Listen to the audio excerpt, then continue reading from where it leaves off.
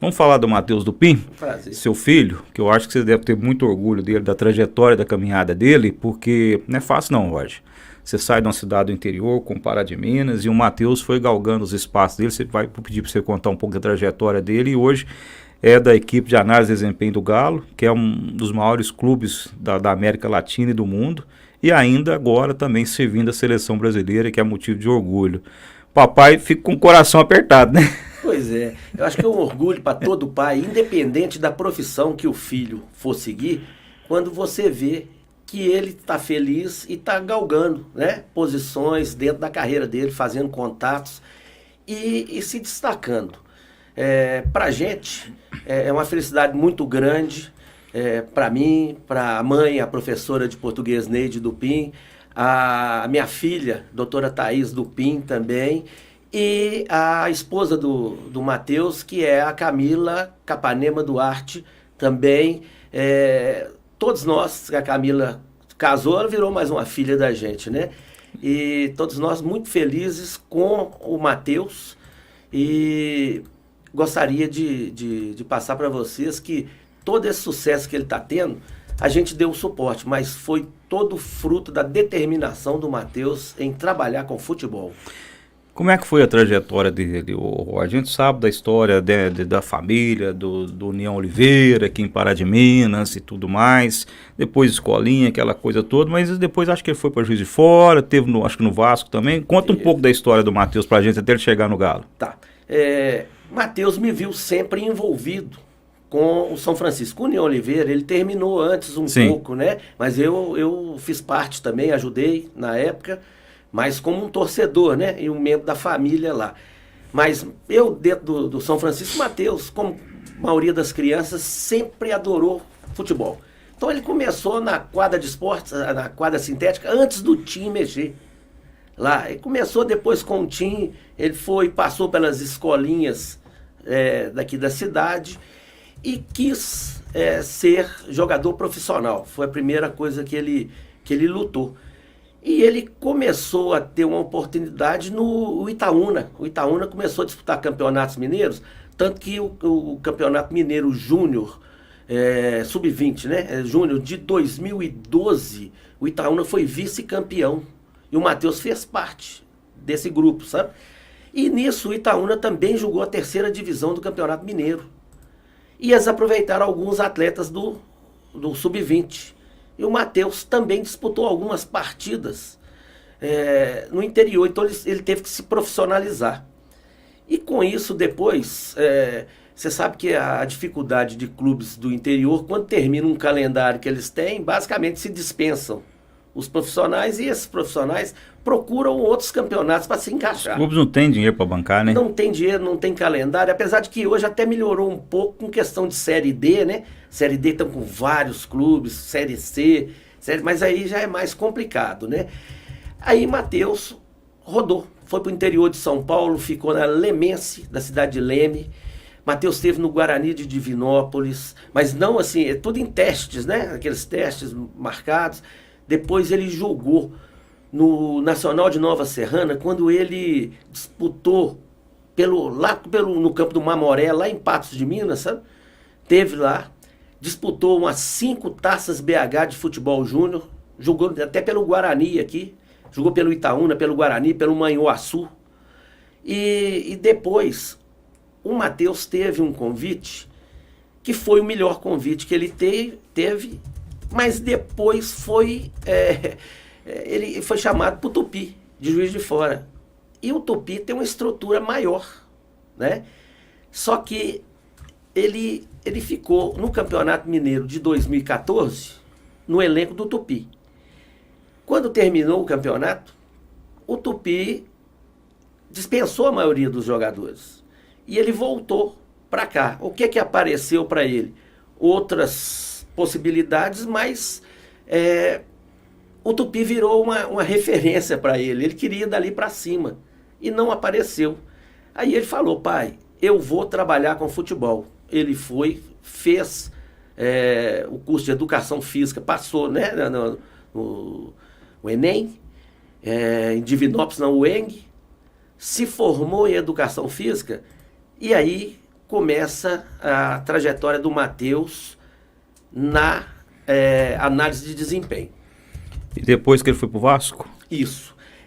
Quando ele formou, o Matheus, ele sempre foi muito determinado. Ele pensou, ele falou assim, eu vou, não desmerecendo de forma alguma, mas ele falou assim, pai, eu não quero ser um professor de educação física para cumprir horários curriculares de escolas, de academia, disso. Eu quero a educação física para trabalhar com futebol. Aí, eu tenho um detalhe que eu preciso te falar antes, é o seguinte, quando eu estava secretário de esportes, em 2014, o paraense, ele estava numa dificuldade muito grande. O muro caído daquela enchente de 2011, alambrado caído, não tinha iluminação, problema de pagamento, problemas com a CEMIG. E eu falei assim, gente, eu preciso fazer alguma coisa para tentar ajudar. Né? Aí foi uma história que eu fiquei presidente do Paraense de 2014 a 2017, mas eu tive comigo também um vice-presidente que é uma pessoa sensacional, que é o Marconi da ABB. Né? Então, a gente foi conquistando algumas coisas no Paraense e o Matheus, como estava fazendo educação física, ele virou para mim e falou assim, pai, as escolinhas eu gostaria de tomar frente. Falei, filho, tudo bem, mas vai ser diferente agora. O Paraense precisa, porque a escolinha do jeito que estava lá, só ganhava o dono da escolinha. O Paraense não tinha uma melhora. Você vê que não colocou um tijolo no muro lá durante 3 anos. Aí fez diferente. A metade do valor seria para o Paraense, do pagamento dos meninos, e a outra metade, o Matheus ainda trouxe mais duas pessoas para auxiliá-lo, porque com pouco tempo tinha mais de 200 meninos lá. Como que uma pessoa cuida de 200 meninos? Não tem jeito, né? Não tem jeito. Então, quando você quer fazer um trabalho sério, esse trabalho você tem que compartilhar. E ele compartilhou com isso. Ele já começou a disputar campeonatos da IMEF, né? Aqui o Paraense chegou a ser vice-campeão da IMEF, teve alguns resultados bons, apesar de que não é só resultado esportivo que vale, né, Geraldo? Vale muito ali o que você põe para criança, desempenho, né? O que a criança aprende, né? União, toda aquela parte. Aí o Matheus foi e fez o curso da CBF Academy, e tirou a licença a licença B. Com isso, lá ele ficou conhecendo um pessoal do Vasco da Gama. Eles fizeram o convite e o Matheus já foi para o Vasco. Ficou no Vasco da Gama, sub-20, e 6 meses. Só que naquela época o Vasco estava numa situação muito ruim. Né? O Vasco veio passando. E não melhorou muito também, não, né? Até a SAF deu errado lá. Até a 777 lá, né? Ela deu errado. O Matheus teve uma oportunidade de fazer um processo seletivo no Atlético Paranaense. E ele fez e passou. Na época, ele chegou, logo o Atlético do Paraná foi campeão da Copa do Brasil em cima do Internacional. Foi até assim, lógico que não teve nada a ver com a ida do Matheus, mas pegou um clima bacana lá no clube, né? Ele foi pro Sub-20. Aí ele ficou no Sub-20 do Atlético do Paraná quase 2 anos. Inclusive, o Sub-20 do Atlético do Paraná chegou na final com o Sub-20 do Atlético, do nosso Atlético aqui de Minas Gerais, com um time muito melhor, e o Galo ganhou nos pênaltis. Ganhou nos pênaltis aquela... Né? Eu, como atleticano, eu queria muito que meu filho tivesse ganho o campeonato, mas não teve time melhor para ele perder do que para o meu. Ele perdeu para o Atlético, né? E continuou trabalhando lá. Depois, em 2021, Geraldo, ele teve um processo seletivo aqui no Atlético, no Sub-20. Aí ele veio e passou. E desde 2021, ele está no Atlético. Claro que do meio de 2022 para cá, ele já subiu para o profissional. E agora a seleção brasileira, né? Que é o ápice. Né? Isso. Está na base ainda, mas já é seleção brasileira. Sim, ele teve um convite em 2021 para ficar 10 dias na Granja Comari no Sub-15. Vamos colocar a foto dele na tela aí, do lado aí, enquanto você vai falando. Até deixar aí, gente, foi uma foto de divulgação do Galo, do Atlético Mineiro, possivelmente essa foto do Pedro Souza, que é um dos fotógrafos lá do Galo. E tá aí o Matheus Lupin, o filho do Roger, enquanto ele vai falando dele. Mas você estava falando da Granja Comari? Em 2021 ele teve esses 10 dias lá na Granja Comari, no Sub-15. Ficou lá 10 dias, começou um contato, depois disso parou. Quando foi mês passado, ou no começo, mês passado, ele teve um convite para o Sub-17 em 2 amistosos no Equador. Ele ficou 10 dias lá no Equador.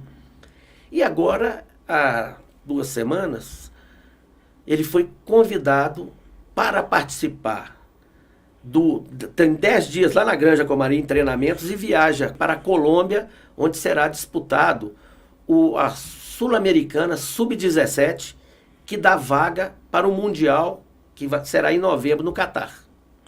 Muita coisa, né? Tá aí a bandeira dos Estados Unidos, possivelmente essa foto foi lá na pré-temporada em Orlando, né? Agora, em Orlando, né? Em Orlando, ele ficou lá na pré-temporada no profissional. Parabéns, viu, Roger, para você, para ele, e que ele tenha todo o sucesso do mundo, né? Pois é, tudo que a gente espera, né, que ele desenvolva com porque não é fácil não, né? E diante dessa história que você contou, tem que, além de talento, tem que ter determinação também e perseverança, né? Isso, Geraldo, e tem muitas vezes, por exemplo, que quando ele estava no Guarani de Divinópolis, eu estava no São Francisco e eu acompanhava muito o Guilherme Pedi, em jogos do Corujão, Copa Itatiaia, né? Eu sempre tive com o Guilherme também uma relação muito boa. Guilherme eu considero um filho também. E eu estava com o Guilherme na Barragem Santa Lúcia, num jogo do Corujão. Aí Matheus me liga lá de Divinópolis: pai, me dispensaram, isso 9 horas da noite. Eu falei: filho, eu estou em Belo Horizonte, segura as pontas aí, amanhã cedo eu te busco. Então, tem algumas coisas de sucesso, de alegrias, mas tem muita decepção. Tem. Ainda mais quando você está começando, né? Sim, mas acho que tudo faz parte do aprendizado, né? Você vai amadurecendo, né? A gente fica feliz e Deus abençoe a carreira dele. Amém, porque não é fácil não, né? Sucesso para ele aí.